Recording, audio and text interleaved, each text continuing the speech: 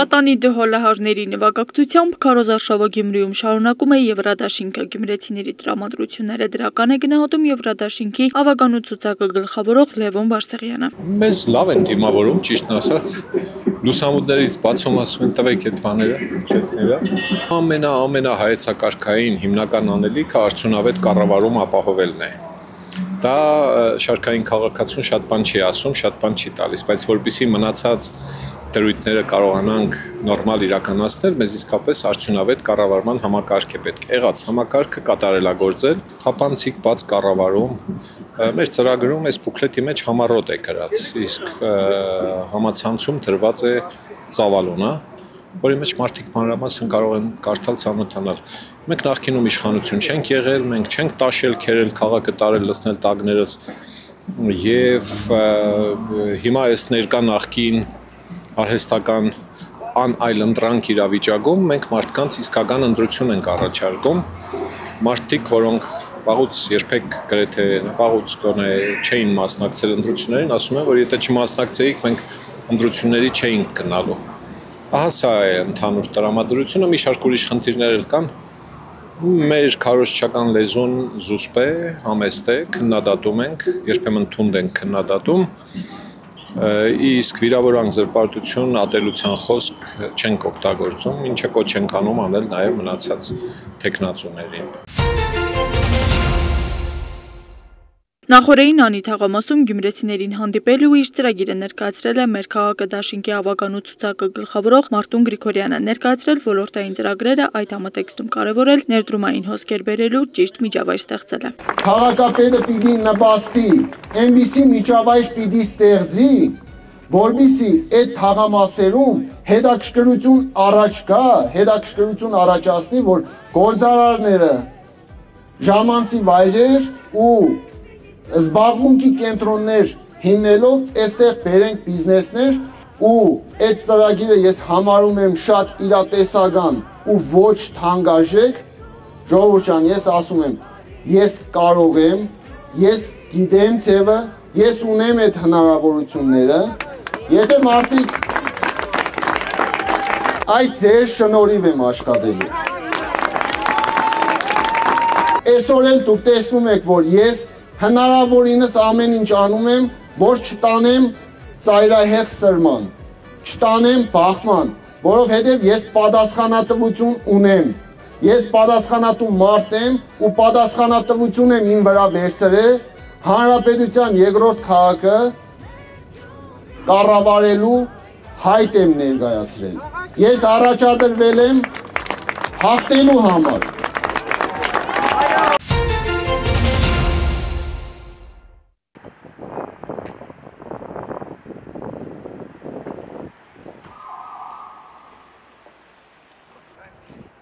Թբիլիսիում տեղի է ունեցել Հայաստանի և Վրաստանի վարչապետներ Նիկոլ Փաշինյանի և Իրակլի Կոբախիձեի առանձնազրույցը։ Զրուցակիցները քննարկել են Հայաստան-Վրաստան ռազմավարական հարաբերություններին վերաբերող հարցեր։ Մտքեր են փոխանակվել տարածաշրջանային նշանակության այլ թեմաների շուրջ։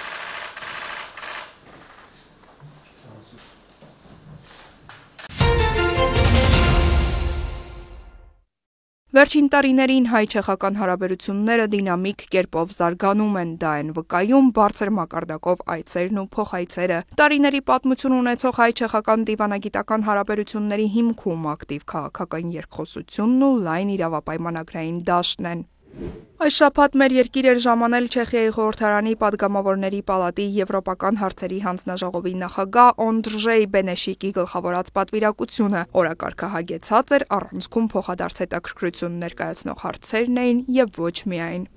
Չեխ պատվիրակներին խորհրդարանում նախընդունեց ազգային ժողովի նախագահ Ալեն Սիմոնյանը։ Նման փոխադարձ այցելությունները կարևոր են միջխորհրդարանական հարաբերություններին նոր տեմպ հաղորդելու տեսանկյունից, վերահաստատեցին հանդիպման մասնակիցներն ու երկկողմ հարաբերություններին վերաբերող թեմաներից բացի, քննարկեցին նաև Հայաստան-Եվրամիություն օրակարգին, Հայաստանի ու Ադրբեջանի միջև արդեն համաձայնեցված խաղաղության պայմանագրին, տարածաշրջանային զարգացումներին, ինչպես նաև Բաքվում պահվող հայերի հայրենադարձությանը վերաբերող հարցերը։ Այնուհետև Չեխիայից ժամանած գործընկերներին հանդիպեցին նաև ազգային ժողովի եվրոպական հարցերի մշտական հանձնաժողովի նախագահ Արման Եղոյանը, փոխնախագահ Մերի Գալստյանն ու արտաքին հարաբերությունների մշտական հանձնաժողովի նախագահ Սարգիս Խանդանյանը։ Նախ քննարկվեց Հայաստան-Եվրամիություն ընդլայնվող համագործակցությունն ու կարևորվեց ԵՄ անդամ երկրների, այդ թվում Չեխիայի հետ բազմակողմ գործակցությունը, ապա շեշտվեց ՀՀ-ԵՄ համապարփակ եւ ընդլայնված գործընկերության համաձայնագրի արդյունավետ կիրարկումն ու Հայաստանի քաղաքացիների համար Եվրամիության վիզաների ազատականացման շուրջ երկխոսության մեկնարկի կարևորությունը։ Մեր հանդիպումների օրակարգում էին Չեխիայի Հանրապետության եւ Հայաստանի միջև երկկողմ կապերը, սակայն մենք ցանկանում ենք քննարկել նաեւ ձեր եվրոպական ձգտումները, քանի որ ես այստեղ եմ ոչ միայն որպես արտաքին հարաբերությունների հանձնաժողովի անդամի, այլև եվրոպական հարցերի հանձնաժողովի նախագահի կարգավիճակով։ Հետաքրքրական էր նրանց վերջերս ազգային ժողովի կողմից առաջին ընթերցումով ընդունված Եվրոպական միությանը Հայաստանի Հանրապետությանն անդամակցելու գործընթաց սկսելու մասին օրենքի նախագծի մասին։ Մենք նշեցինք, որ դա շատ հստակ քաղաքական ուղերձ եւ դեկլարացիա է, որը գալիս է մեր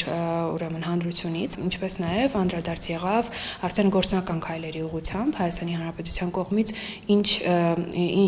ծրագրեր, ինչ գործողություններ են իրականացվել։ Հայաստանի ու Ադրբեջանի միջև խաղաղության գործընթացում վերջին զարգացումները ևս անմասն չմնացին քննարկումներից։ Այս համատեքստում հայ խորհրդարանականները չեխ գործընկերներին ներկայացրին նաև Հայաստանի Հանրապետության կառավարության մշակած խաղաղության խաչմերուկ նախագիծը։ Քննարկումների առանցքում հիմնականում եղել են Հայաստանի եւ Ադրբեջանի միջև խաղաղության բանակցությունները։ Ինչպես գիտեք, Չեխիայի Հանրապետությունը շատ է շահագրգռված, որ ձեր երկրները հասնեն խաղաղության։ Իրականում պետք է լինի արդար խաղաղություն, որը նպաստավոր կլինի երկու կողմերի համար։ Քննարկել ենք նաեւ տարածաշրջանի մյուս երկրների հետ հարաբերությունների նորմալացման, կարգավորման եւ գործող հարաբերությունների ամրապնդման կարեւորության մասին, մասնավորապես նշել ենք Թուրքիայի հետ հարաբերությունների նորմալացման ուղղված մեր ջանքերի մասին, ընդգծել ենք որոշակի դրական դինամիկան այդ հարաբերությունների նորմալացման գործընթացում եւ հույս ենք հայտնել, որ առաջիկայում միգուցե հնարավոր լինի տեսնել որոշակի առարկայական եւ գործնական քայլեր այդ գործընթացում։ Հայաստան-Եվրամիություն ընդլայնվող համագործակցություն Եվրամիության անդամ երկրների, այդ թվում Չեխիայի հետ ոլորտային փոխգործակցության խորացման անհրաժեշտություն ու Եվրամիության դիտորդական առաքելության գործունեության կարևորություն։ Այս թեմաներն էլ ազգային ժողովի Հայաստան-Չեխիա բարեկամական խմբի անդամների ուշադրության կիզակետում էին չեխ խորհրդարանականների հետ հանդիպման ժամանակ։ Խոսել ենք խորհրդարանական մակարդակում մեր փոխգործակցության մասին, խորհրդարանական ուրեմն պատվիրակությունների վերաբերյալ դուք գիտեք, որ եւ ԵԽԽՎ կազմում եւ ԵԱԿ խորհրդարանական վեաժողովի կազմում ներկայացված են եւ հայկական եւ չեխական պատվիրակությունները եւ այս իմաստով այդտեղ եւս նրանց աջակցությունը եւ նրանց հետ փոխգործակցությունը կարեւոր ենք համարում։ Անդրադառնալով տարածաշրջանին ու մեր երկրին վերաբերող հարցերին Արթուր Հովհաննիսյանը կարևոր համարեց նշել այն հանգամանքը, որ չեխ գործընկերները մեր երկրի համար կարևոր ժամանակահատվածում են այցելել Հայաստան։ Մենք փոխանցել ենք խաղաղության համաձայնագրի տեքստն Ադրբեջանին եւ սպասում ենք պատասխանի։ Գործընկերներին տեղեկացրեց խորհրդարանականն ու այս համատեքստում խոսեց նաեւ Բաքվում պահվող հայ գերիների մասին։ Չեխական պատվիրակության անդամներից մեկը Իրջի Կոբզան, ով նաև հայ-չեխական բարեկամական խմբի անդամ է, լավատեղյակ է Հայաստանի պատմությանն առհասարակ ցեղասպանության պատմությանը եւ իր պատրաստակամությունը հայտնեց նաև ուրեմն գերիների ցանկը ունենալ իր մոտ եւ ուրեմն առանձին զրուցել նաև Չեխիայի Ադրբեջանի դեսպանի հետ, փորձելով որոշակի ազդեցություն ունենալ նաև այդ խողովակի միջոցով։ Ամփոփելով հանդիպման մասնակիցները վերահաստատեցին, որ փոխադարձ հարգանքն ու բազմաբնույթ համագործակցությունը նպաստում են երկու երկրների միջև բարեկամական կապերի շարունակական զարգացմանն ու արձանագրեցին Հայաստանի ու Չեխիայի տնտեսական, մշակութային ու կրթական ոլորտներում փոխգործակցության մեծ ներուժը։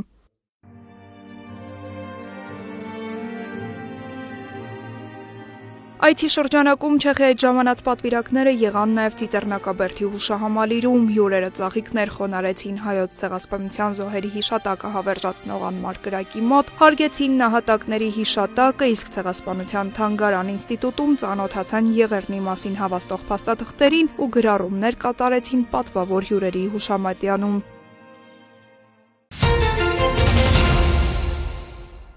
Բաքվի գործելավոճը նորություն չէ, այս մասին լրագրողների հետ զրույցում ասել է արտաքին գործերի նախարարի տեղակալ Պարույր Հովհաննիսյանը։ Դեք ցավոք անցյալից էլ պետք է ասեմ, միշտ որ ունեցել ենք մի քայլ առաջ, միշտ այն կողմից եղել է բարդություններ, պրովոկացիաներ, երբեմն դիտվում էր երկու քայլ հետ եւ այլն։ Այսինքն նոր գործելավոճ չէ սա։ Մյուս կողմից նայենք արձագանքներին։ Այժմ արդեն 58 երկիր ողջունեցին այդ գործընթացը, շատերը նշեցին Հայաստանի կարևոր դերը այս հարցում եւ 10 միջազգային կազմակերպություններ։ Մենք նաեւ հայտարարեցինք, որ պատրաստ ենք այժմ քննարկել ստորագրման շուրջ կապված բոլոր գործընթացները։ Այդ հայտարարությանը դեռևս չկար արձագանք, սակայն հայտարարությունները նոր են արվել, գիտեք, որ անմիջապես բարդ էր պատկերացնել ակտիվ գործողություններ, շարունակում ենք հայության օրակարգը, շարունակում ենք աշխատել մեր գործընկերների հետ միջազգային ասպարեզում այդ ուղղությամբ։ Պարոն Հովհաննիսյան, այս վերջին շրջանում տպավորություն է ամեն դեպքում, որ Ադրբեջանը ավելի այսպես ագրեսիվ կեցվածքով է հանդես գալիս, եթե հաշվի առնենք հրադադարի խախտման մասին, այսպես հայտարարությունները եւ ասում են, որ սա ինչով է պայմանավորված։ Այսինքն իրենք փոխում են իրենց այն ուղղությունը խաղաղության գնալու, թե ինչով կպայմանավորվեն։ Որպես ճնշման հաստատելու նույն բանը չունեն։ Գիտեք, նույնպես նոր գործելավոճ չէ։ Գիտեք, միշտ թե անցած տարի, նախանցած տարի եւ այլն բազմաթիվ էին նման հայտարարություններ, որ Հայաստանը խախտում է զինադադարը, ինչ որ գործողություններ է կատարում։ Հիմա իհարկե ունենք շատ կարևոր գործիք, դա դիտորդներն են, որոնք արձագանքեցին, տեսակ, թե այս դեպքում, թե նախկինում, եւ միջազգային հանրությունը լավ գիտակցում է, որ նման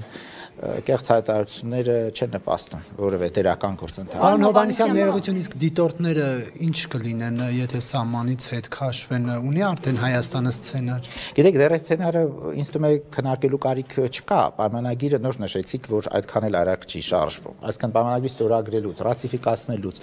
այս մանդատը 2 տարով է։ Իհարկե, հետագայում խաղությանը, եթե ունենանք այդ առաջընթացը, ստորագրենք, ռատիֆիկացնենք եւ իսկապես կայուն խաղաղության նշաններ լինեն, իհարկե մենք կարող ենք քննարկել նոր մանդատ Եվրոմիության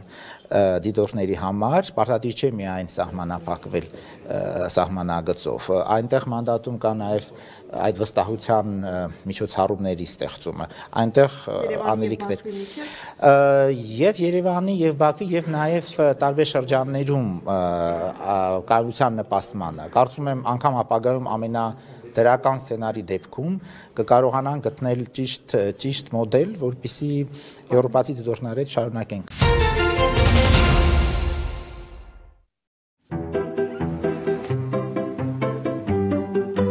Տարին 12 ամիս ամեն օր երկրացողում փշոտներն ըստ հասակի հաթատեսակավորվում փնջավորվում են երկար ճանապարհից առաջ։ Ամսական մոտ 1 միլիոն վարդ այստեղ թարմ հավաքվում, տարեկան արտահանվում է գրեթե 11 միլիոնը։ Հիմնական սպառումը Ռուսաստանի Դաշնությունում է կատարվում, ունենք Վրաստանում նաև արտահանում, 90%-ը գրեթե արտահանվում են։ Դա կախված է նաև նրանից, որ մենք չենք ուզում խանգարել փոքր ջերմատներին, որպեսզի նրանք կարողանան իրենց արտադրանքը իրացնել մեր հայկական շուկային։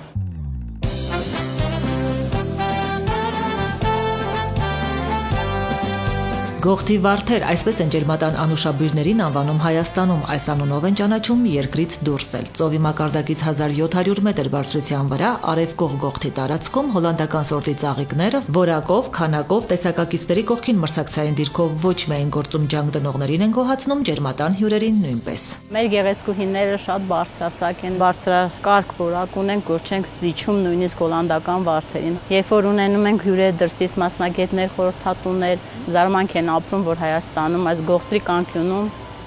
այսպիսի գեղեցիկ եւ հիասքանչ վարդեր կա եւ այսքան շատ տեսականիներ ունենք մենք։ 2012-ին գործը սկսեցին վարդերի փոքրիկ աշխարհ հիմնելով ընդամենը 2 հեկտարի վրա, որն այն ժամանակ մակերեսով ամենամեծն էր Հայաստանում։ Նախապես մտադրված էին նորագույն տեխնոլոգիաներով հագեցած ավտոմատ կառավարվող միջավայրում լոլիկ աճեցնել, ընկերություններ կոչել էին Էկոտոմատո։ Վերջին պահին են որոշել մշակաբույսը փոխել, իսկ հետո դրսի շուկայում գողթի վարդերի աճող պահանջարկին ընդառաջ ընդլայնվել 6 հեկտարով էլ։ Մրցակցությունը օր-օրի ավելի մեծանում է եւ Ռուսաստանի Դաշնությունում եւ ԱՊՀ մնացած տարածքներում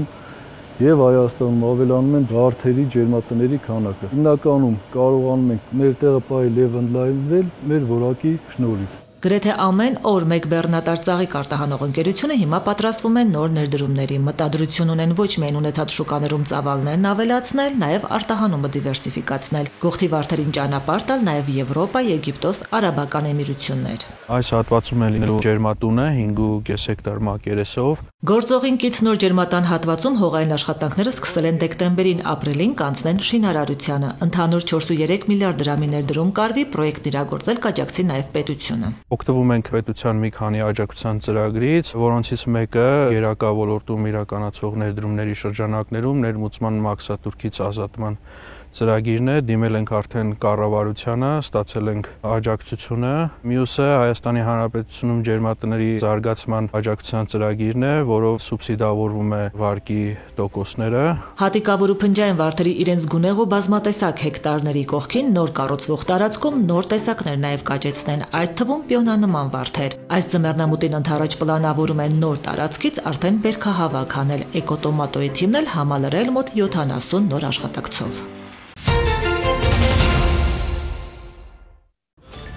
Ստամբուլի դատարանի որոշմամբ ընդդիմադիր քաղաքապետ Էքրեմ Իմամօղլուն ձերբակալվել է, նա մեղադրվում է կոռուպցիայի, փողերի լվացման եւ ահաբեկչության հետ կապ ունենալու համար։ Քաղաքական գործիչը սակայն հերքել է իրեն ներկայացվող բոլոր մեղադրանքները։ Ընդդիմության համոզմամբ Էքրեմ Իմամօղլուի դեմ հարուցված գործը քաղաքական դրդապատճառներ ունի, քանի որ նա համարվում է առաջիկա ընտրություններում Ռեջեփ Էրդողանի հիմնական մրցակիցը։ Մարտի 22-ի դատական նիստից հետո Իմամօղլուն նաեւ ժամանակավորապես հեռացվել է Ստամբուլի քաղաքապետի պաշտոնից։ Ակնկալվում է, որ մարտի 26-ին քաղաքապետարանի ղեկավար կազմի ընտրություն կանցկացվի։ Միևնույն ժամանակ Թուրքիայի ընդդիմադիր ժողովրդահանրապետական կուսակցության առաջնորդ Օզգուր Օզելը հայտնել է, որ նախագահի հավանական արտահերթ ընտրություններին մասնակցելու համար թեկնածուների հաստատման primary-ում Իմամօղլուն շուրջ 15 միլիոն ձայն է հավաքել, եւ հենց նա կառաջադրվի կուսակցության կողմից։ Օզգուր Օզելը հայտարարել է նաեւ, որ կուսակցության համակիրներն ամեն օր լինելու են հրապարակներում։ Իմամօղլուի ձերբակալության մասին որոշումն ուղեկցվել է ցույցերով Թուրքիայի տարբեր քաղաքներում, այդ թվում Անկարայում եւ Ստամբուլում։ Տեղական ԶԼՄ-ները գրում են, որ սա երկրում վերջին տարիների ամենազանգվածային բողոքի ակցիան է։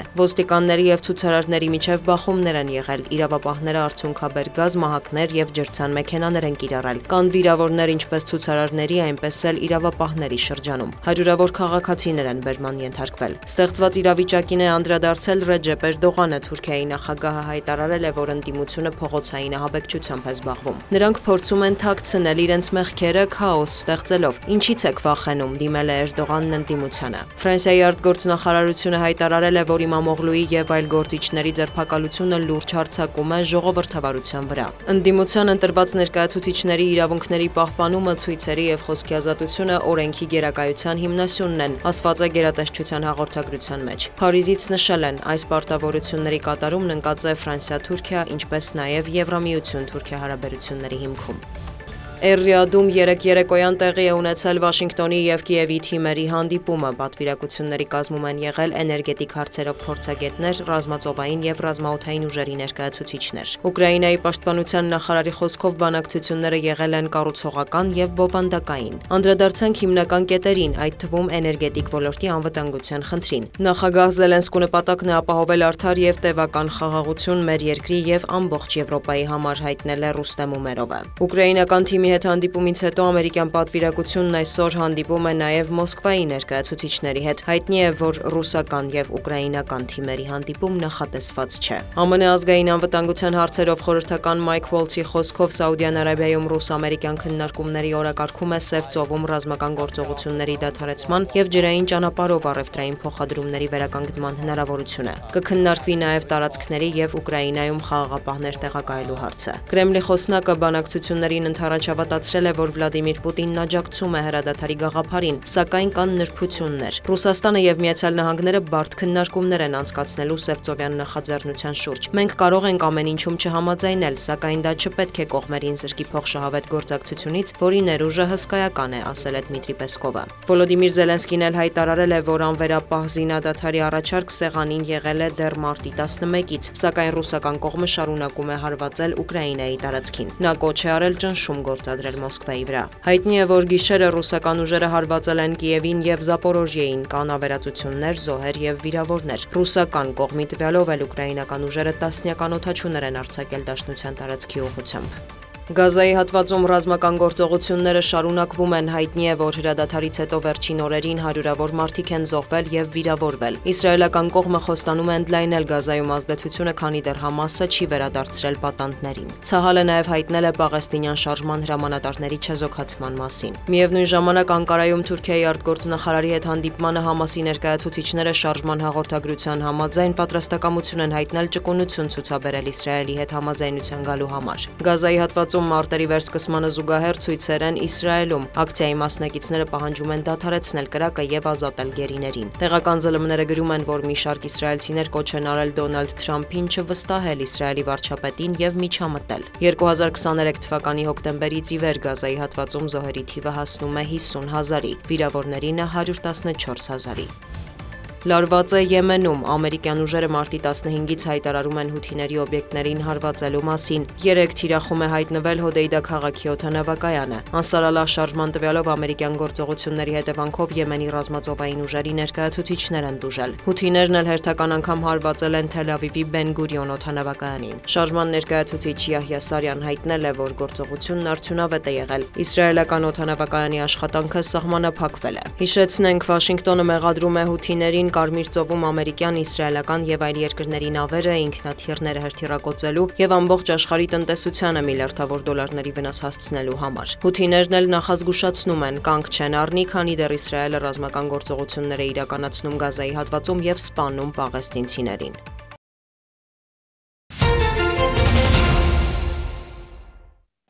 Երիտասարդ մենթորները հասակակիցներին տեղեկություններ են փոխանցում թվային տիրույթում անձնական տվյալների պաշտպանության, սեփական անվտանգության ապահովման մեթոդների, զեղծարարությունների եւ կիբերհարձակումների տարածված տեսակների ու դրանցից խուսափելու միջոցների մասին։ Դասընթացն իրականացնում են կիբերանվտանգության ուսուցման ծրագրով։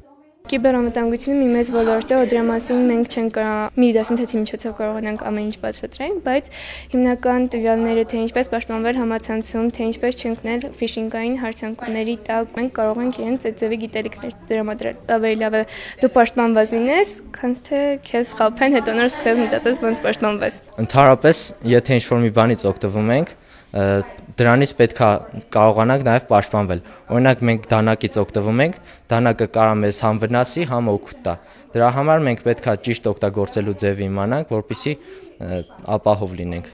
Միացյալ Թագավորության կառավարության կողմից ֆինանսավորվող ծրագիրն իրականացնում են ՅՈՒՆԻՍԵՖ-ը եւ ձեռնարկությունների ինկուբատոր հիմնադրամը Գյումրու եւ Վանաձորի տեխնոլոգիական կենտրոնների միջոցով։ Կիբերանվտանգությանն ուղղված ծրագիրն ունի 12-ից 18 տարեկան շուրջ 300 մասնակից տարբեր մարզերից։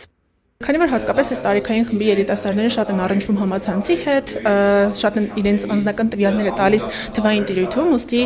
կարևոր է հենց այս տարիքային խմբի հետ անցկացնել, որպեսզի նրանք եւս կարողանան հակադարձ ուսուցման միջոցով իրենց ընկերներին սովորեցնել, իրենց ուսուցիչներին դպրոցներում համապատասխան ծրագրերի շրջանակում։ Կիբերանվտանգության ուսուցման ծրագիրն արդեն իրականացվել է Շիրակի, Լոռու եւ Սյունիքի մարզերում։ Նախատեսվում է ընդլայնել աշխարհագրությունը մյուս մարզերի երիտասարդներին եւս տեղեկատվական հանդիպումներին ներգրավելու համար։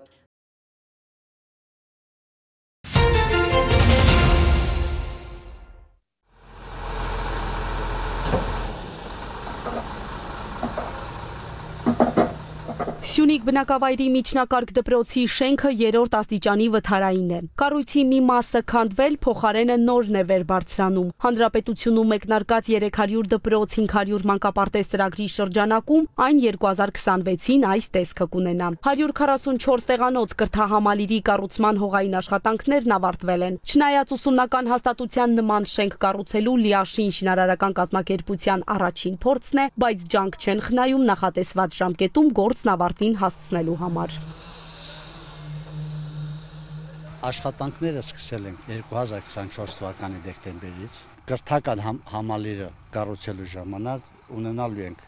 մանկապարտեզ, դպրոց եւ դահլիճ։ Հիմա արդեն հասել ենք զրոյականի դպրոցի եւ մանկապարտեզը, մնում է սալահատը հողային աշխատանքները կատարենք,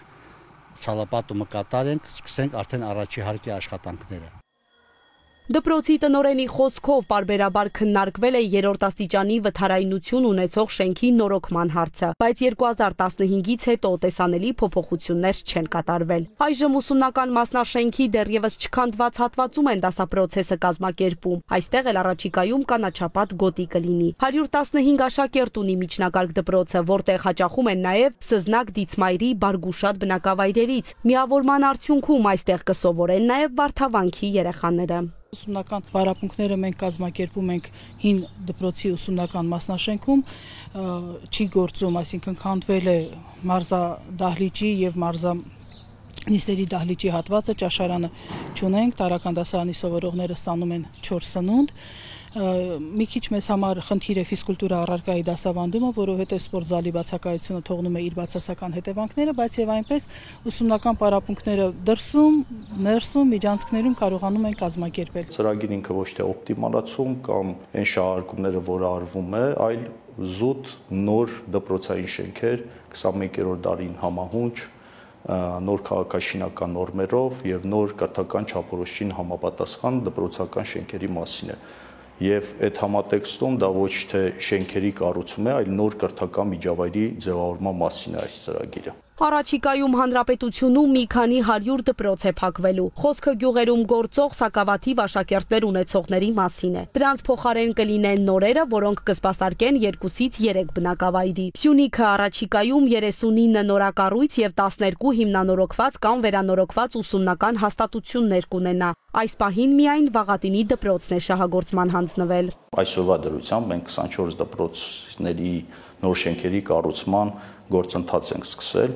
ու հիմնական գերակշիռ մասը այնպիսի վայրերում, որտեղ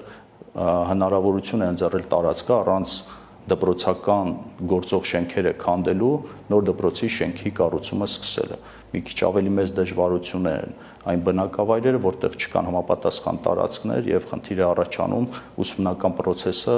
այլ վայրերում իրականացնել։ Դպրոցի շահառուն դա աշակերտն է։ Հետեւաբար մեր ընտրությունը կանգ է առել այնպիսի բնակավայրերի տարածքներում կառուցել, որտեղ կան բավական թվով աշակերտներ, որոնք հաճախելով դպրոց նաև կարող են ձևավորել ու ապահովել այդ կրթական միջավայրը։ Դպրոցների տեղակայման վայրը որոշելիս հաշվի է առնվել փաստացի եւ հետագայում հաճախող աշակերտների թիվը, նաև տվյալ բնակավայրում համապատասխան տարածքի առկայությունը։ Մենք այս պահին էլ ունենք դպրոցական շենքեր, որոնք ցավոք սրտի չեն գործել շատ երկար ժամանակներ, բայց այդ շենքերը իհարկե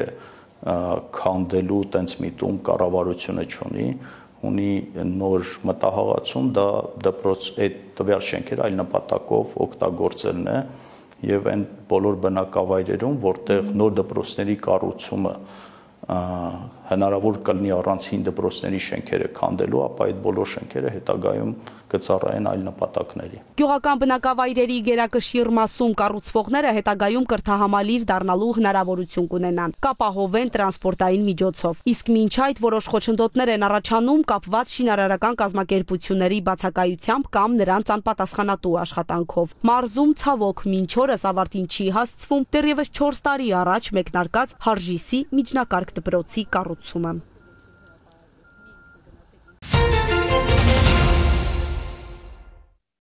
Քրեական ոստիկանության թմրամիջոցների անօրինական շրջանառության դեմ պայքարի վարչության ծառայողները իրացնելով ստացած օպերատիվ տվյալները Մայրաքաղաքի Եկմայլյան փողոցում ապօրինի թմրամիջոց ձեռք բերելու, պահելու եւ իրացնելու հիմնավոր կասկածանքով ձերբակալելու համայնքային ոստիկանության կենտրոնական բաժին են տեղափոխել 39-ամյա մի տղամարդու։ Անձնական խուզարկությամբ նրա մոտ հայտնաբերվել է մեթամֆետամինի նմանվող զանգված։ Պարզվել է, որ տղամարդուն թմրամիջոցն իրացրել է 47-ամյա մի տղամարդ։ Հետագա միջոցառումներով նա հայտնաբերվել է Մայրաքաղաքի Պարոնյան փողոցում ձերբակալվել եւ իր Kia Magnish-ի մեքենայով հանդերձ տեղափոխվել կենտրոնական բաժին։ Նրա անձնական խուզարկությամբ հայտնաբերվել են բյուրեղանման եւ դեղնականաչավուն զանգվածներով փաթեթներ, որոնք ըստ տղամարդու մեթամֆետամին եւ մարիխուանա են։ Նախաձեռնված քրեական վարույթի շրջանակում դատարանի որոշմամբ խուզարկություն է կատարվել 47-ամյա տղամարդու բնակարանում։ Հայտնաբերվել են 4.64 գրամ մեթամֆետամինի եւ 12.26 գրամ մարիխուանայի նմանվող զանգվածներ։ Քրեական վարույթը շարունակվում է։